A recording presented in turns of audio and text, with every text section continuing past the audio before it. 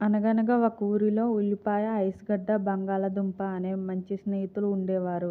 ఒకరోజు సరదాగా ఐసుగడ్డ, ఉల్లిపాయ, బంగాళదుంప షికారుకి వెళ్తారు.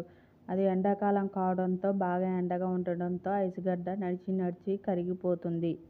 ఐసుగడ్డ తమ కళ్ళ ముందే కరిగిపోవటం చూసిన బంగాళదుంప, ఉల్లిపాయ బాగా ఏడ్చి నడక సాగిస్తారు. దారిలో ఆలుగడ్డను కారు గుద్దేస్తుంది. అప్పుడు ఉల్లిపాయ బాగా ఏడ్చి ఇంటికి వచ్చి కూడా బాగా ఏడుస్తుంది. ఉల్లిగడ్డ బాధను ఓదార్చటానికి ఉల్లిగడ్డకు ఇష్టమైన శివుడు ప్రత్యక్షమవుతాడు ఉల్లిగడ్డను ఓదార్చడానికి. ఏంటి ఉల్లిగడ్డ, ఎందుకు ఏడుస్తున్నావు? చెప్పు, నీ బాధ నాకు చెప్పు, నేను తీరుస్తాను కదా. ఏమీ లేదు శివయ్య, నా కళ్ళ ముందే నా స్నేహితులు ఇద్దరు చనిపోయారు. ముందుగా ఐసుగడ్డ చనిపోయినప్పుడు నేను బంగాళదుంప ఏడ్చాను బాగా.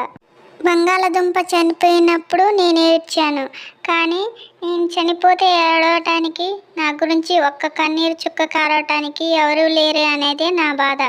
ఓహో, ఇదేనా నీ బాధ? నీకు ఒక వరం ఇస్తాను, తీసుకో. నీకు ఎవరైనా హాని పెట్టాలని చూస్తే వాళ్ళ కంట్లోంచే నీళ్లు వస్తాయి అని శివుడు ఉల్లిపాయకు ఒక వరం ఇస్తాడు. అందుకే మనం ఉల్లిగడ్డ కోసినప్పుడల్లా మన కంట్లోంచి నీరు వస్తాయి. ఈ వీడియో నచ్చినట్టయితే ప్లీజ్ లైక్ చేయండి, షేర్ చేయండి, సబ్స్క్రైబ్ చేసుకోండి. Thank you all.